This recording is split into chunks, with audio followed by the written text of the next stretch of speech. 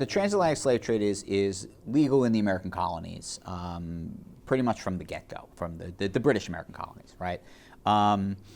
And by the time you get to the 18th century, sort of mid to late 18th century, there are various things that are starting to turn against the transatlantic trade in British North America.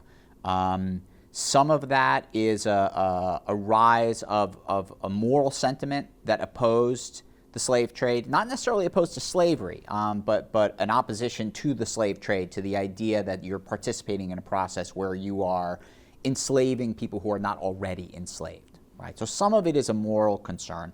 Some of it is simply a matter of economics.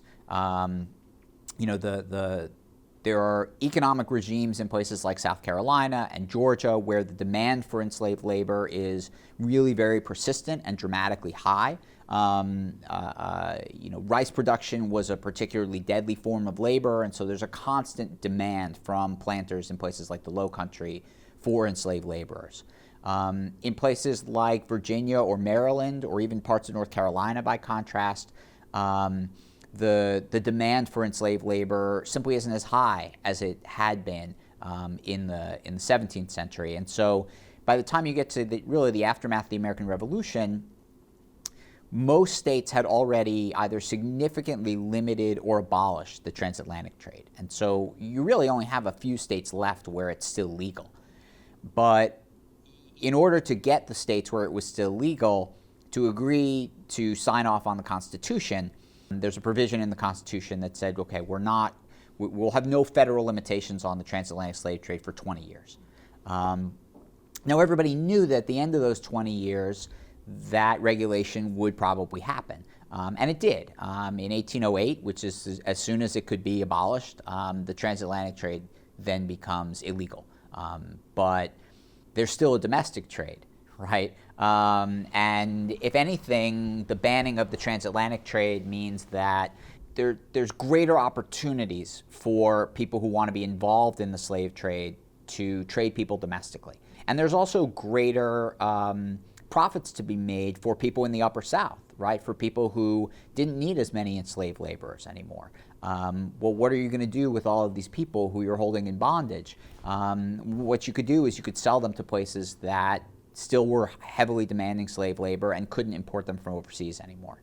So the ban on the transatlantic trade actually propels the domestic trade forward in new ways. In a lot of ways, it doesn't really compare to the transatlantic slave trade. If you were being sent by ship, for example, you might be on a ship that goes down the Atlantic coast to places like New Orleans or Mobile or Galveston or Savannah. That trip might be a week and a half, 2 weeks, maybe 3 or 4 weeks, but not 8 to 10 weeks. You're usually not being trafficked in numbers nearly as large as you were going across the Atlantic Ocean.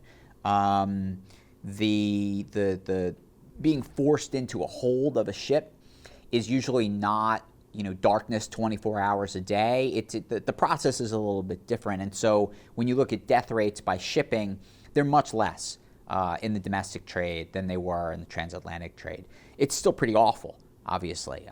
Being 3 weeks mostly in the hold of a ship, not being fed all that well, often in chains, trying to sleep on wooden floors or planks, or maybe mixed in with a bunch of barrels of other things that are being shipped. It's pretty terrible. And epidemic diseases do sometimes break out, and people do die. But compared to the transatlantic trade, it's sort of a different ballgame. Most people who are trafficked in the domestic trade, they're walked. They're put in chains, often in pairs. A set of chains on your wrists and your ankles, and then sort of in a long line. The chains are going to weigh, 15, 20 pounds at least, and you are being forced to walk 10 miles a day, 15 miles a day, sometimes 20 miles a day, 6 days a week, could be for 1,000 miles, 1,100 miles. This is a process that could take several months. It's exhausting, it's debilitating. There really is not a lot of avenue for escape from it. There are people watching you at every step of the way who are going to try to force you to keep going. And people do die simply from exhaustion along the way. Domestic slave traders, they have preferences for people with particular skills and people of particular demographic groups. And they have those preferences because that's where the demand is coming from places in the lower South and from slaveholders who are interested in buying people. Sometimes those preferences are for skilled laborers, people who can work as blacksmiths or carpenters or cooks or house servants, people with that kind of those particular kinds of vocational experience. But by and large, what they're looking for are healthy young men, and by young, that can be anywhere from kind of mid-teenager to mid-20s. And they're looking for young women who are capable not only of work, but also of reproduction.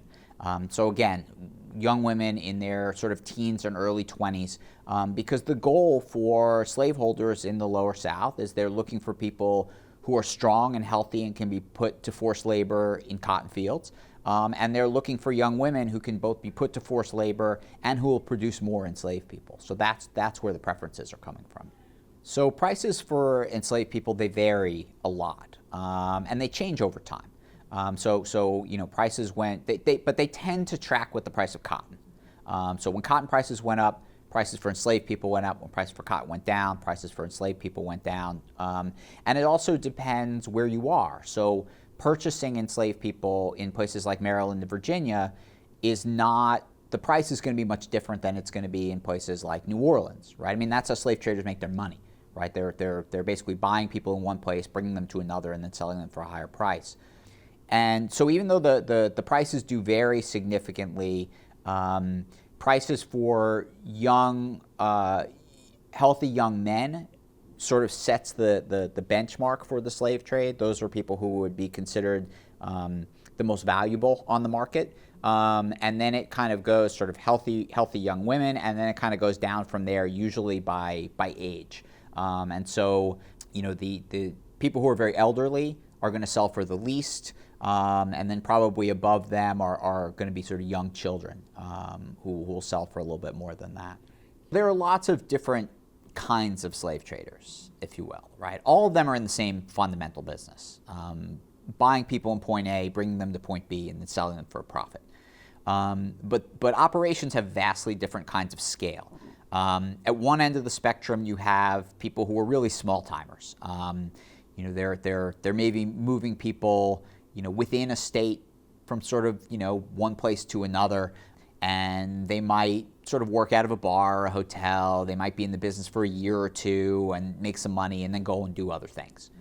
At the other end of the spectrum, you have men who are operators of large and sustained businesses. And, sort of the real colossus of the trade that sort of sets the model for this is a company known as Franklin and Armfield. They're really active in the 1820s and 1830s. But by the time you get to the 1840s and 1850s, there were large slave trading operations in almost every city in the South. Their ads are in the newspapers every day. They're moving hundreds of people at a time, hundreds of people over the course of a year, often moving them long distances, so they're moving them sort of across the continent and not just within a state. They have connections to banks and to politicians and to other sort of power brokers in their society. And of course, there's a lot of room in between those two things. There's pretty much a slave trader to suit every kind of market and a slave trader to suit every kind of customer. Over the course of time, the domestic trade, as a whole, it increases over time. And, by the time all is said and done in 1865, you had roughly 1 million people who were forcibly trafficked from the upper South to the lower South, mostly to serve in cotton and sugar fields. You have several 100,000 people who are bought and sold within the boundaries of individual states. So you might be sold from one part of Virginia to another part of Virginia. The statistic that's used the most often is that somewhere in the United States, an enslaved person was sold every 3.5 minutes, 24 hours a day, for 60 or 70 years.